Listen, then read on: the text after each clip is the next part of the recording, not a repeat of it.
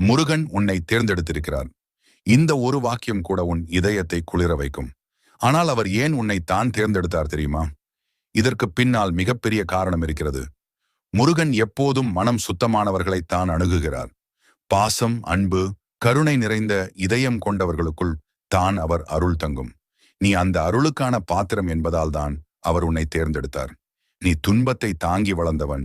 வாழ்க்கையில் நீ அனுபவித்த துன்பங்கள் உன்னை உடைக்கவில்லை, உறுதியானவராக மாற்றியது. முருகன் துன்பத்திலேயே பக்தர்களை வடிவமைக்கிறார். ஏனெனில் துன்பத்தால் தான் ஆன்மா ஒளிர்கிறது. அதனால்தான் அவர் உன்னை தேர்ந்தெடுத்தார். நீ பிறருக்கு சிறந்த உதவி செய்பவன். உன் குரல், உன் பாசம், உன் செயல் யாருக்கோ நம்பிக்கையை கொடுக்கிறது. முருகன் உன்னை உபயோகித்து பலரின் வாழ்க்கையை மாற்றுகிறார். நீ ஒரு அருள் தூதன், அதை நீ இன்னும் உணரவில்லை. நீ அவரிடம் நம்பிக்கையை இழக்கவில்லை. எத்தனை தடைகள் வந்தாலும் நீ முருகனை